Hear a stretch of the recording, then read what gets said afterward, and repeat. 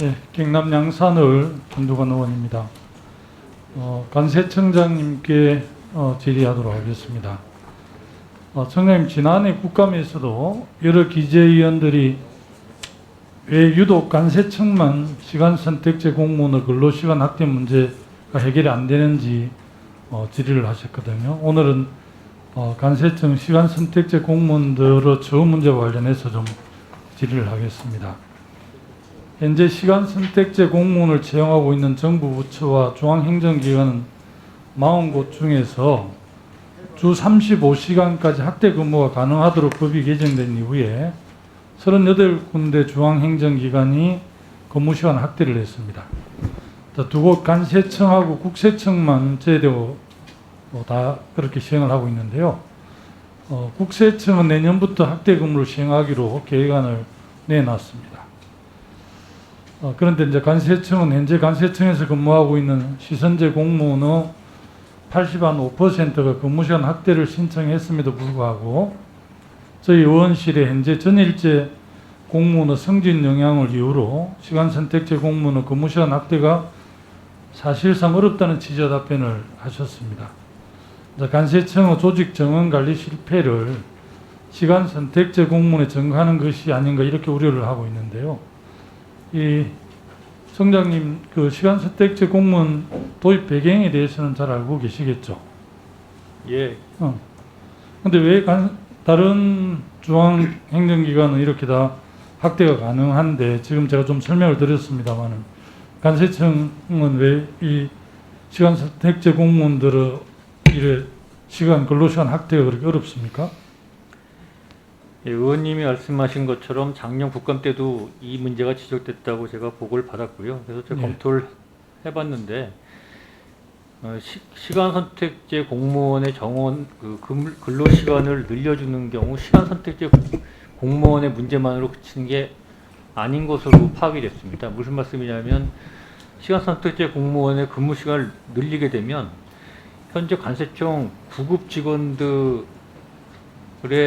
정원이 과원인 상태에서 9급의 8급 승진에 영향을 미친다고 되어 있습니다. 그러니까 이게 시간 선택제 공무원들의 근무 시간 늘려주게 되면 일반 공무원들의 8급 승진이 안 되는 문제가 있어서 자칫하면 시간제 공무원과 일반 공무원 간의 갈등의 소지도 있다라고 제가 보고를 받아서 전일제 공무원하고 시간제 공무원이 다 어쨌든 간세청 공무원인데 조직 운영의 리더십의 문제가 아닌가 싶은데요. 이런 문제 그렇게 따지면 아마 다른 중앙행정기관에도 비슷한 그런 애로사항이 있었을 텐데 이제 국세청하고 간세청만 확대를 못했고 이제 국세청은 이 개선안을 냈는데 간세청은 일단 저희들 의원실 요청 답변에 거의 없어서 이거는 이제 청장님도 부임하신 지 곧 1년이 다 돼 가시니까 이 개선 방안을 내놓는 게 맞는 것 같은데요. 예, 그 다른 기관은 어떻게 시간제 공무원을 근무 시간을 확대시켰는지를 한번 저희가 파악을 해보겠고요. 예. 다만 간세청의 특수한 사정은 간세청이 구급 공무원의 과원이 굉장히 많습니다. 그래서 그게 아마 좀 독특한 면이 있지 않나 생각이 들고요. 의원님이 그렇다면 오히려 시간 선택제 공무원 숫자를 줄이서라도 이 아마 지금 주 20시간 이렇게 하면 물론 파트타임을 하긴 하지만 최저임금 수준은 아마 안 될 겁니다. 150만 원 이하일 텐데 그럼 실제 그 근무하는 게 가정 경제 살림에 도움이 될까 싶어 이런 걱정이 되고요. 보통은 이제 이런 문제가 생기면 청장님이 또 그 직원들하고 간담회도 하고 하는데 이분들 이야기를 들어보니까 이제 간담회를 지속적으로 요청을 했는데 청장님께서 한 번도 시간을 내주지 않으셨다고 지금 이렇게 했는데 혹시 최근에 이분들하고 간담회를 하신 적은 있나요? 청내 이제 공무원 노조들이 있을 텐데. 제가 3월에 취임 이후에 직원들 간담회를 40여 회 이상을 했는데요. 시간 선택제 공무원과만 따로 한 적은 없습니다. 다만 시선제 공무원들이 저한테 간담회 요청을 했다는 사실은 아직 보고받지 못했는데 제가 오늘 이후에 시선제 공무원들과 간담회를 해보도록 해서 의견을 듣도록 하겠습니다. 어쨌든 이 청장님 산하 직원이시니까요.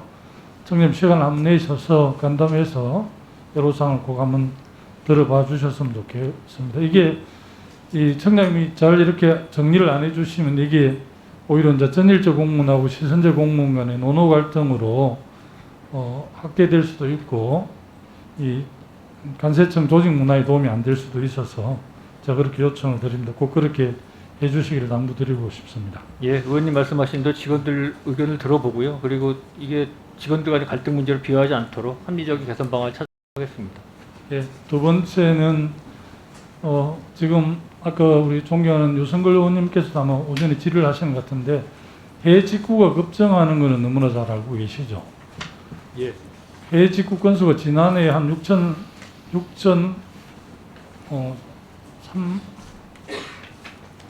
엄청 늘었는데 이게 6,357만 건으로 이렇게 전년도 대비해서 48포인트 증가를 했고 10년 전과 비교하면 그 건수가 이제 18배 정도 늘었습니다. 한국 소비자원에 따른 해외 직구를 할 때 구매 대행을 통해 물건을 구입하는 경우가 가장 많은 것으로 이렇게 나타났거든요. 당연히 여기에 따른 피해와 분쟁도 급증을 하고 있는데 이 구매 대행을 통해서 해외 직구를 하는 소비자들의 피해에 대해서 어떤 대책을 갖고 계십니까? 예, 저희가 그 구매 대행업자 관리를 강화해야 될 필요성에 대해서는 전적으로 동의를 합니다. 그래서 그동안의 관리 강화를 위해서 구매 대행업자에게 연대 납세의 의무를 부여했고요. 구매 대행업자 등록제도 도입한 바 있습니다. 일반 수입업자, 구매 대행업자 간에 이제 가세 형평성 문제도 존재를 하더라고요. 물품을 수입해 국내 소비자에게 판매해 수익을 얻는 사업 구조는 동일한데 구매 대행업체의 경우는 간부가세 납세 의무가 없더라고요. 현행법상 구매 대행의 경우 수입의 주체가 구매자로 규정이 돼 있어서 납세 의무가 오롯이 구매자 개인에게 이렇게 돌아가게 돼 있어서 이 간부가세 어쨌든 이 일반